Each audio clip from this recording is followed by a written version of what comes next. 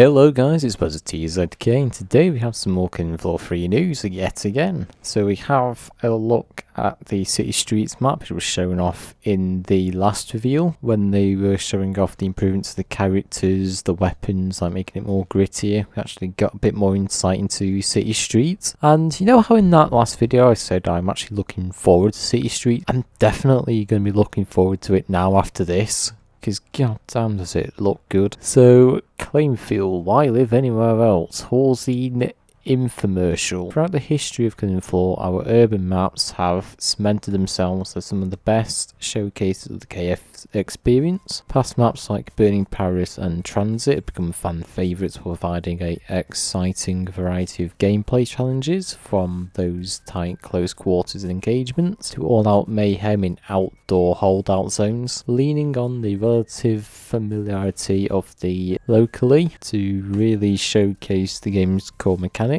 Now it's time to take that legacy into the future.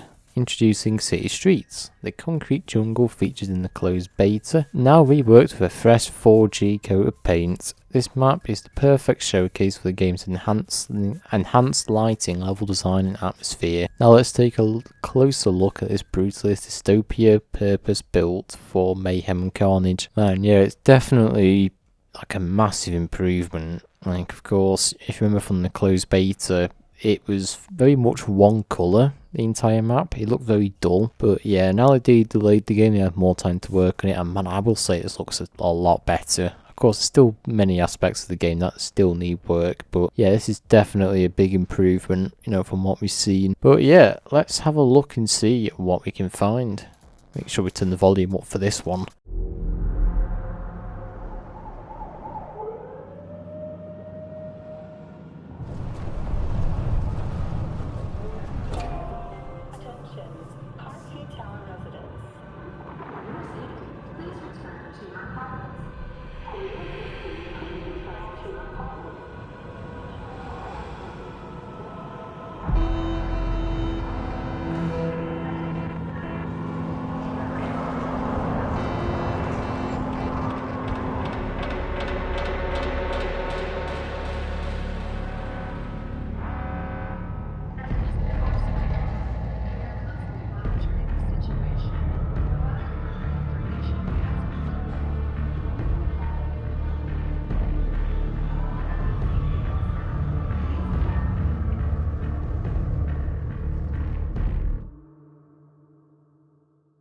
It's just absolutely beautiful. Like, look at this. It obviously looks so much better. I don't know if it's just me as well. I've noticed a lot more foggier. There's obviously a lot more fire and carnage. There's obviously a lot of red and purples gone into this. The police cars here look like they've been brought to life as well. The lighting looks like it's been brought to life. It looks so much better. These signs here as well looks like it's obviously a lot more lively. Looks like there's a lot more stuff going on in the world. It just looks so great. Alright man, yeah, we saw this in the last video as well, but it still looks super good. And again, this is a map I'm really looking forward to on launch, because this is going to look awesome. This is going to be like a Burning Paris, but for Killing Floor 3. It's going to be fucking awesome. I just noticed as well, there's even, you can see buildings behind it. I didn't even notice this in the beta, but you've actually got buildings, like detailing buildings behind here. It actually feels like a proper city. It didn't feel like that in the beta. I just felt like this was the only area in the entire world. But yeah,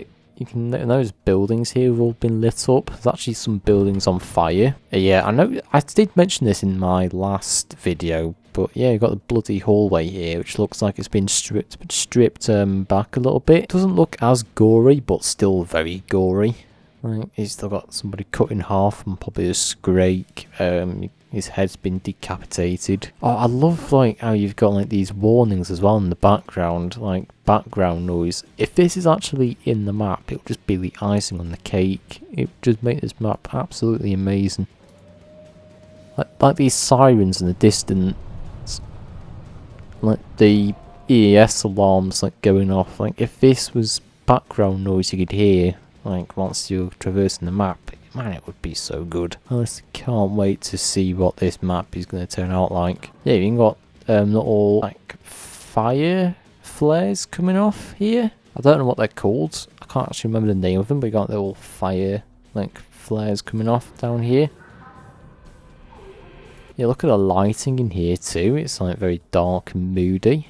I remember this place from the beta actually. It was very bright and yeah, it was very dull, one colour. But yeah, yet again, you know, it looks proper moody. Even the security camera, you can see the red light coming off of it. Like it, obviously, the lighting looks so much better. Yeah, that's what I'm talking about. The carnage in the background, you can see the massive fire coming off of here. Like stuff in the distance you can see. The buildings look a lot more lively. This place looks so much more lively. It is amazing.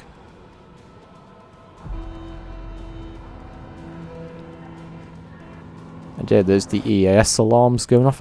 If this is actually like proper in the map itself, it would honestly definitely, it'd be a strong S tier map if I was to put this in a tier list. My god, that guy's been fully ripped apart. Jesus, this looks like a bomb's gone off in here. Like you see the smoke, like it's a lot more foggier. Oh, it looks so good.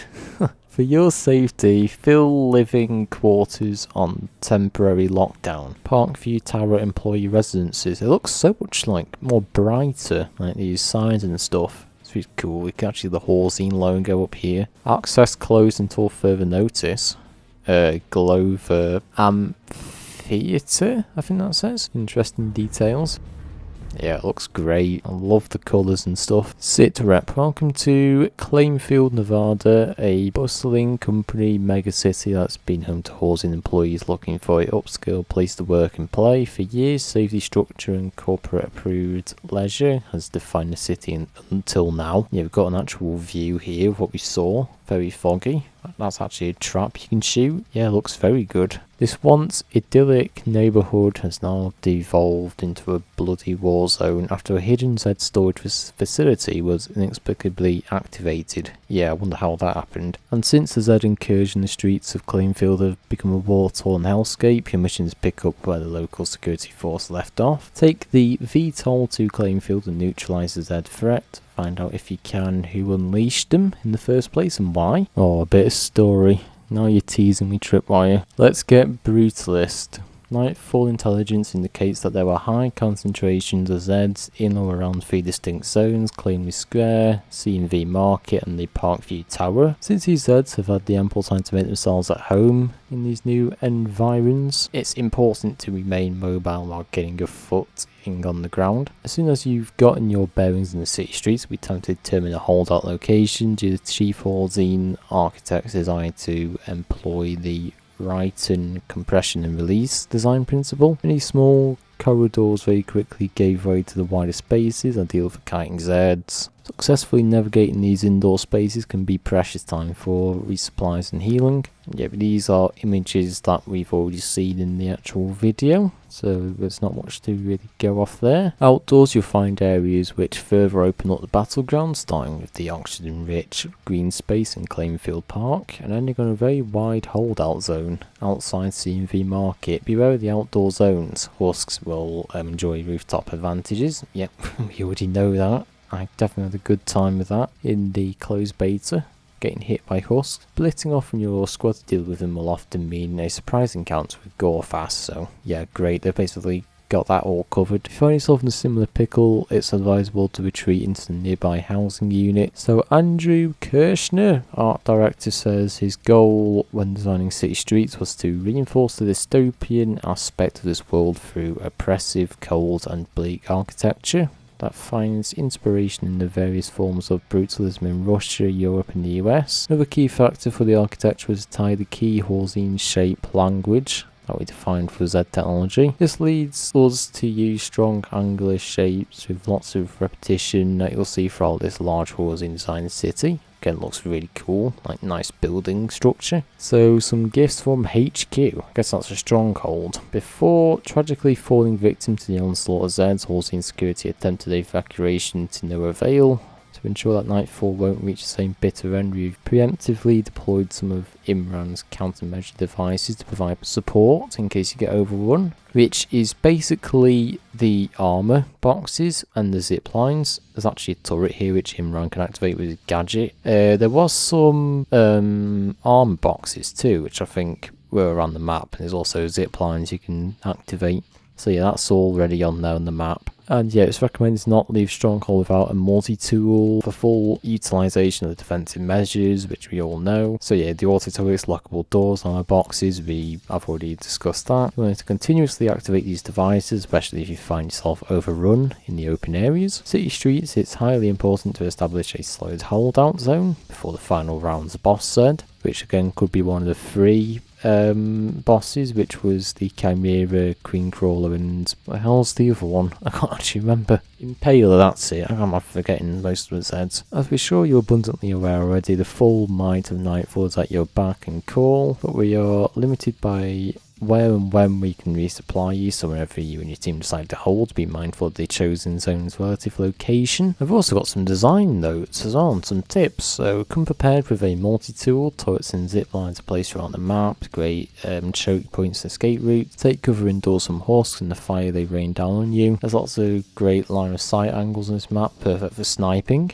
Okay, sharpshooter will do well. And yeah, that is basically it. Like I said at the start of the video, I'm actually a lot more excited for this map now. It looks really good. It obviously, come a long way since the beta. It is looking really good. Hopefully the other 7 maps can look up to this as well. And just as a reminder, Killing Floor 3 will be at IGN Live on June 7th. For an exclusive dev diary, so do keep an eye out for that, which I will do a video on as soon as it drops. But yeah, this is it from me. If you want to keep up to date with latest Killing Floor 3 news, or you like Killing Floor in general, then don't forget to like, subscribe, join Discord, do all that stuff, and I'll see you all in the next video.